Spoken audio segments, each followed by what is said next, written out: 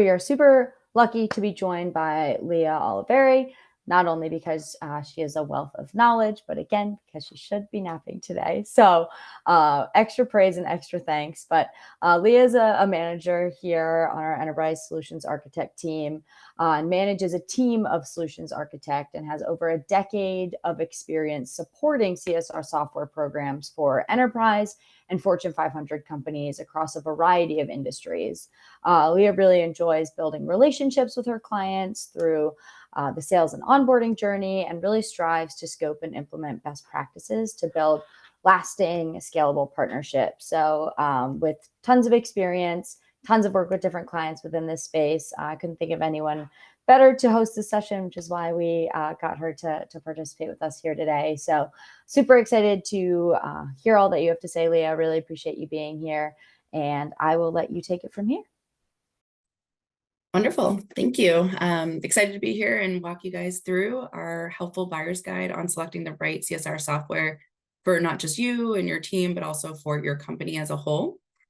To start us off, I have a few stats that you're seeing here to just show you how CSR has really evolved from a business obligation into a key vehicle for retention, profitability, and success. And companies that have invested in CSR and partner with CSR software vendors like Bonterra are proven to have 40% higher levels of workforce retention, 6% higher market value, and generate 20% more revenue than their competitors. So really, we ask ourselves then, how do CSR leads find the right software to meet their company's unique needs and requirements? And that's what we're going to sort of walk through today. Our agenda today, we're excited to share our insights on how you're going to be able to make the case for your CSR software to your leaders by understanding what the benefits are, how to navigate the challenges of the procurement process in 3 steps, including evaluating your company needs, which stakeholders to involve, what questions to ask your potential vendors, and also why leading corporations have chosen us, Bonterra, strategic philanthropy platform, to support their CSR programs. Right. So what are the benefits of using a CSR software? There are many ways that corporate giving software can increase efficiency for CSR leaders and also benefit your business's bottom line. In order to make the case to your key stakeholders to secure that budget, you'll need to understand the values and benefits it will have so you can show the true return on an investment of CSR. First, how is this benefit going to benefit your CSR leads, right? And then we'll talk about the business. Many of you may already know, but are running a CSR program today can really be time intensive, can demand a lot from your resources. And this can be from tracking your volunteer hours, processing your matching gift requests, reviewing your grant submissions, and even the disbursements of those funds. So the benefits with a CSR software is that you can automate processes that were previously handled manually, which will then free up the time and resources for your teams to focus on the strategy and the impact. You'll then need to be able to tell that impact story, because without those measurable statistics, getting buy-in for your new programs or increasing that budget can really be another barrier that you'll run into. So CSR software with turnkey dashboards and automated reports and real-time updates will allow you to tell a compelling impact story and make that case for expanding your programs with your leads. And to be able to report out on that impact, your programs need that good employee engagement rate. So this is one of the biggest barriers that we see CSR teams face today. In many cases, employees just aren't participating because they don't see the causes that they really care about reflected through these programs, or because the process for logging their activities is just either complex and really confusing. So with CSR software, you can build that user-friendly interface that makes it really simple and easy and intuitive for your employees to then engage in those programs and log that time for your reporting. All right, so now switching from your leaders to your business side. When you're trying to win the buy-in from your leadership for your CSR program, it often will fall to financials. Stakeholders who want to know if giving and grant-making programs will see a positive ROI. And we have seen through research that it does show that. We see that companies investing in CSR have a 6% higher market value and generate 20% more revenue than their competitors. And then also aligning your company's CSR initiatives with issues impacting local communities can help build credibility and trust among your consumers. We had a recent global study that we found where shoppers were found to be 4 to 6 times more likely to purchase from a purpose-driven company. And 42% of brands' perception is now going to be based on their CSR practices. Research also shows that CSR and a strong sense of purpose actively contribute to increased employee engagement rates. So when a company has an engaged workforce, they tend to see a 17% increase in productivity, are 21% more profitable, and can have a 41% lower absenteeism. Right, so now once you've demonstrated the value of CSR software to your key stakeholders and you've secured their buy-in, you now need to start to evaluate those vendors. And to help you find the right software for your business, we've have identified these key 3 procurement steps that you should take. First, how to evaluate your company's needs, what stakeholders that you should involve in that process, and what questions to ask those potential vendors so you really know how and who is the best fit for you. So the next couple slides, I'm going to dig into these a little bit more. All right, so first, you need to evaluate your company's unique software needs to understand what those requirements are, what's a must-have versus what is just a nice-to-have. Not all systems are the same, so knowing the business decisions and required functionality of your programs is going to be key to your discussions during this entire process. And in the buyer's guide, we do have a list that we put together, this checklist you're seeing to the left here. And this is going to help you reflect on your current technology needs so you can determine, again, those must-haves when exploring all of these different options. When it comes to your safety, security, and compliance, what information do you need to know about the vendor's vetting process for their nonprofits? What types of reports does your team and leadership need? Do you need a tool that can help with the process and workflow automations? For any of your technical requirements, do you need single sign-on, a mobile-friendly platform, any real client-specific developments that are more unique to your needs? How much training and support is needed to manage the programs? We really try to encourage, admins to be self-sufficient. So that might be a big piece where you can do that prior versus having a developer or somebody come in and do it for you. Does your software need to integrate with other tools like HR systems or account payable solutions? Which of your users should have admin access and what permissions should they be granted? How far can you go in those permissions? What do you want to handle? How do you want to handle payments and what disbursement options are available through those vendors? Can the platform offer scalability? As your programs grow, you're going to want to be able to know that the platform can partner with you and do that same thing.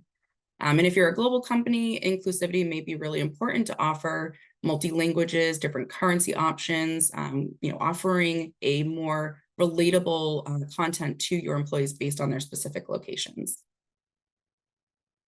The second step is to align with your internal teams by gathering that stakeholder input.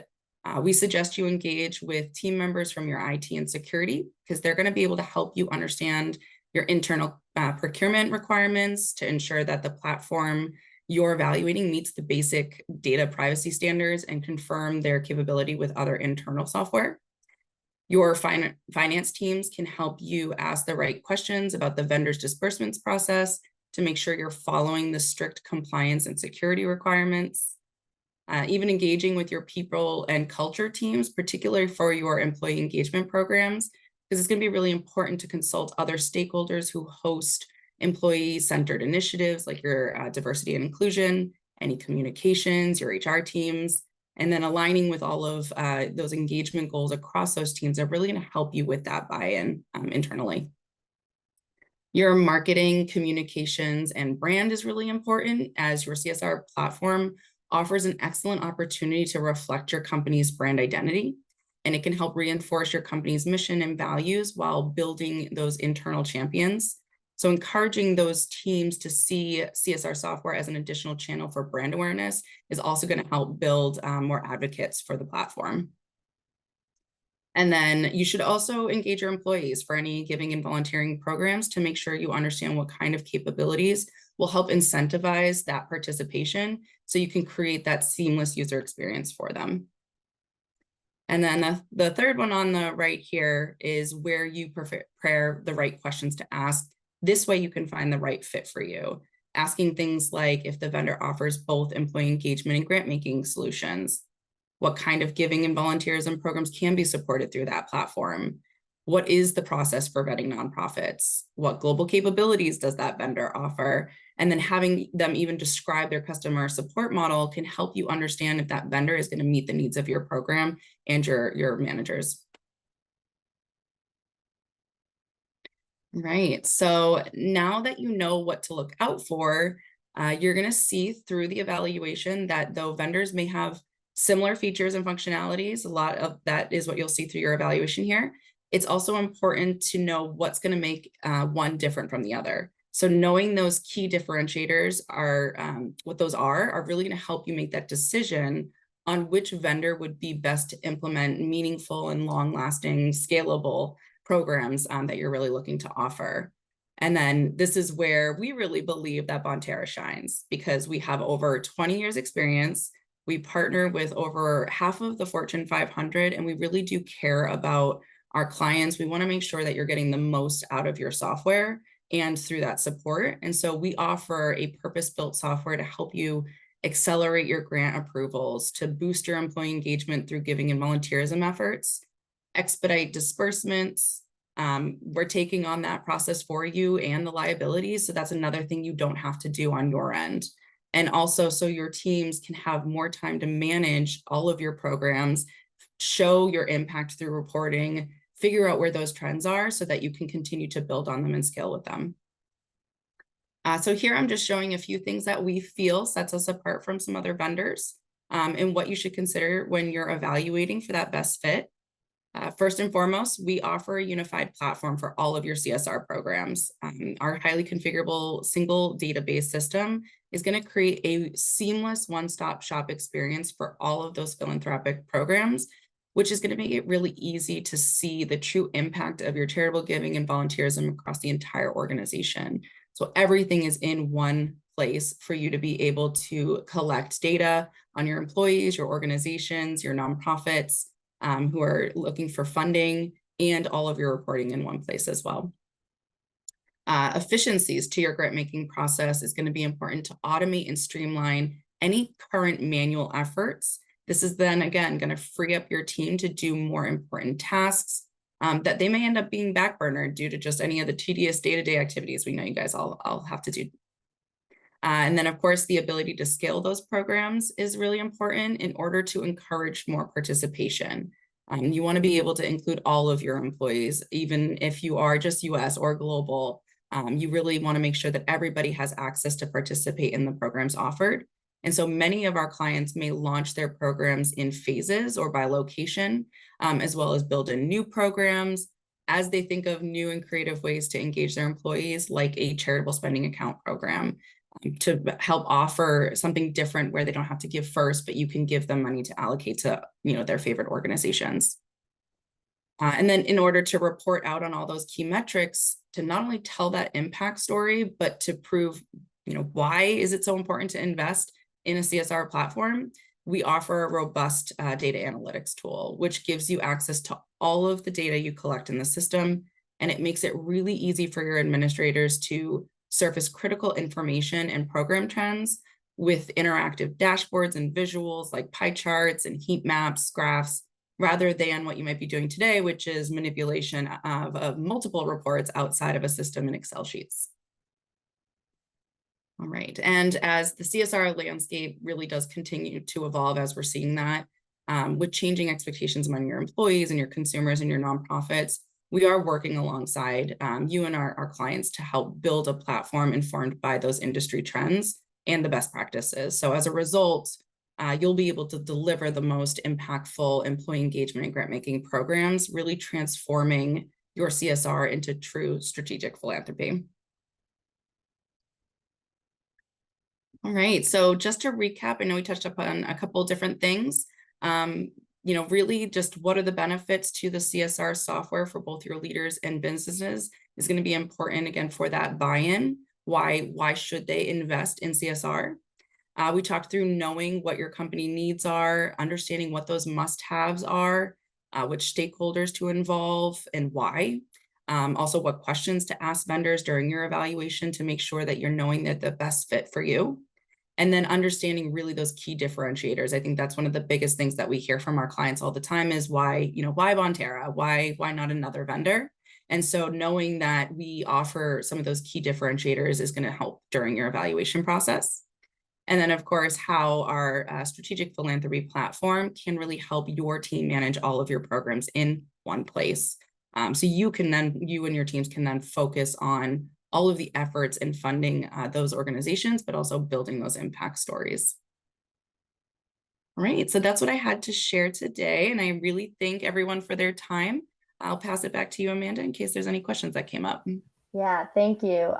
First and foremost, I'm going to quickly drop the link to the buyer's guide that Leah mentioned in the chat so that you can grab that as well and kind of take that deep dive along the guide if you want to go ahead and do some reviewing of that, as well as launch a follow-up poll to see if you are currently scoping your tools and you're interested in exploring what Bonterra has here, want to, go in depth, have some more specific questions for you and your organizational needs.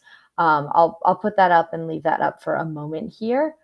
And we'll just keep that up for a second. I haven't seen any questions come through.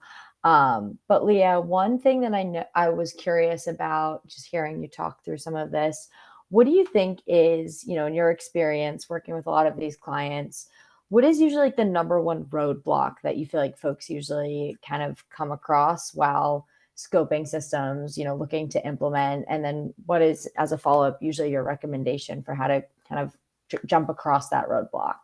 Yeah, great question. I've been here for a long time. I've worked with a lot of clients. I think the big roadblock is they're trying to do everything at once. Our system does offer a lot of flexibility and can sometimes seem a little overwhelming. So as they're looking at vendors, one system might seem a little bit more easier, but can't scale, with your programs that you want, or they don't offer necessarily the best practices around what we might say, which is you don't have to do it all at once. You can phase it in. And I think that's one of the biggest things that our clients see works the best, because again, we're not implementing the one time and letting you run off on your own. We're going to be able to partner with you. That's one of the biggest things we love to do. I get to stay on with projects and make sure that the client is getting everything that they need. And so by phasing it out and not feeling you have to do it all in one is, I think, one of the bigger wins of success there. I think they're going to see that employees are going to be able to adopt the programs easier. It's going to seem easier. And then as you build in more, they're going to get excited to come back into the system and see other programs being offered. Yeah, that makes a lot of sense. And, when you are thinking about, you talked about that partnership piece, right? And working together, what does the implementation process generally look like? Like when we kind of get through this scoping phase and we say, okay, we think this is the right fit. What can folks on this call generally expect then to kind of get up and running?